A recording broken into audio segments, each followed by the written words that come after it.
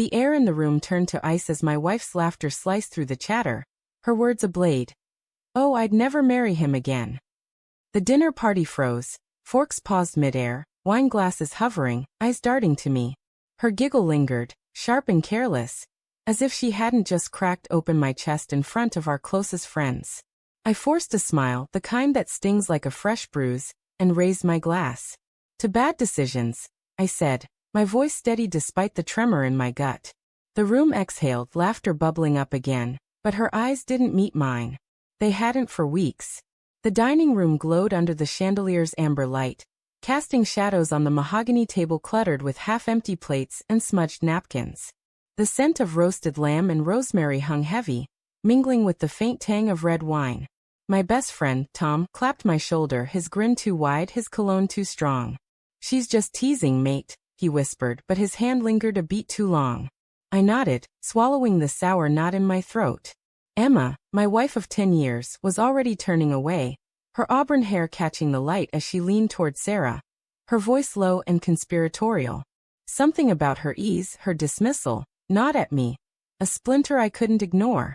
I'd noticed the signs for months, though I'd buried them under excuses. The late nights at her law firm, her phone angled just out of sight, the way her perfume seemed to cling to her clothes differently, like it had been layered over someone else's scent. I told myself it was stress, her caseload, the pressure of her promotion. But doubt is a quiet poison. It seeps in slow and insidious, until every glance, every sigh, feels like a confession. Tonight, her words weren't just a jab. They were a flare, illuminating something I'd refused to see. As the guests chattered, I excused myself, my steps heavy on the oak floor. The hallway was dim, the air cooler, carrying the faint must of old books from my study. My jacket hung on the coat rack, its worn leather a relic of our early days, road trips, late-night diners, her head on my shoulder under starlit skies. I reached for it, needing something familiar to ground me. My fingers brushed the inner pocket, and I froze. Something crinkled. Not mine. I pulled out a folded note, the paper soft and worn, as if it had been handled 100 times. My heart thudded, a dull drum in my ears. I unfolded it. Meet me at the usual spot. 10 p.m. Don't tell him. No signature, just a hurried scrawl in blue ink. The words blurred as my pulse roared. I read it again, each syllable a hammer to my chest. The him was me. I knew it like I knew my own name. My knees buckled, and I gripped the wall, the plaster cool and rough under my palm. The hallway seemed to tilt, the shadows stretching like accusations. I stuffed the note back into the pocket, my hands shaking. Who was she meeting? When? My mind raced, replaying every late night, every vague excuse. The pieces fit too well now. The distracted smiles, the locked phone, the way she'd flinch when I touched her unexpectedly. But I needed proof. I needed to see it, to make it real, because part of me still screamed that this was a mistake, a misunderstanding. Love does that, it blinds you, makes you cling to the wreckage even as it sinks. Back in the dining room, the party had shifted to the living room, where jazz hummed softly from the speakers. Emma stood by the fireplace, her silhouette framed by the flickering glow. She was laughing again, her hand brushing Tom's arm as he leaned in, their heads too close. My stomach churned. Tom, my friend since college, the one who'd stood beside me at our wedding, his vows as my best man echoing in my head. To loyalty, to love, to you both. Had that been a lie too? I didn't confront her then. I couldn't. Not with our friends watching, their eyes already heavy with pity or curiosity. Instead, I played the host, refilling glasses, cracking jokes, my voice a mask over the storm inside. But my eyes kept drifting to the jacket, now slung over a chair, its secret burning a hole in my mind. I had to know. I had to follow her. The next night, I waited. Emma said she had a late meeting, her voice casual as she kissed my cheek, her lips barely grazing my skin. I nodded, my throat tight, and watched her leave, her heels clicking on the hardwood. I gave her 10 minutes, then grabbed the jacket and my keys. The note was still there, its weight heavier than the leather. I drove to the usual spot, a quiet cafe on the edge of town, one we'd frequented in our early days. The irony twisted in my gut like a knife. The cafe was nearly empty, its neon sign buzzing faintly in the dark. I parked across the street, the engine's hum fading into the night's pulse. Rain streaked the windshield, blurring the world into smears of light and shadow. Then I saw her.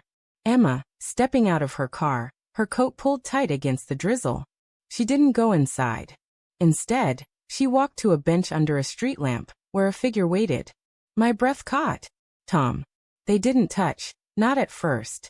They sat, heads bowed, talking in low voices I couldn't hear. My hands gripped the steering wheel, knuckles white. I wanted to scream, to storm out, to demand answers. But I stayed frozen, watching as Tom reached for her hand, his fingers lacing through hers. She didn't pull away. The rain fell harder, drumming on the car roof, drowning out the world but not the ache in my chest. I drove home alone, the note crumpled in my fist. The house was silent, the kind of quiet that presses against your skin.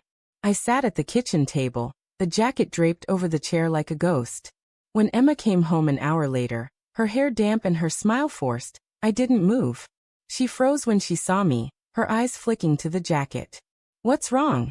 she asked, her voice too light, too careful. I pulled out the note, holding it up like evidence. Her face drained of color, her lips parting in a silent gasp. "Where did you find that?" she whispered. "In my jacket," I said, my voice low, trembling with rage and hurt. "The one you borrowed last week."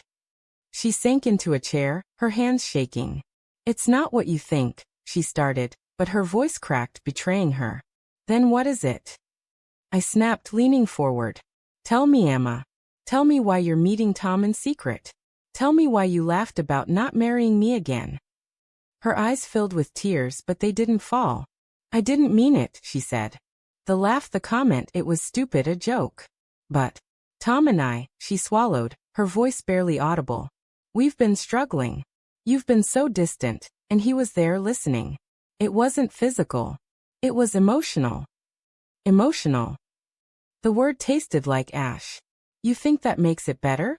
That you gave him pieces of you I thought were mine?"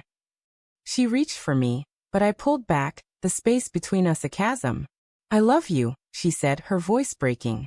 "I didn't know how to fix us." I stood, the note falling to the floor. "You didn't try," I said, my voice cold. "You chose him." As I walked out, the jacket in my arms, I heard her sob, a sound that echoed in my bones. But I kept going, into the rain, into the night, where the truth couldn't hide anymore.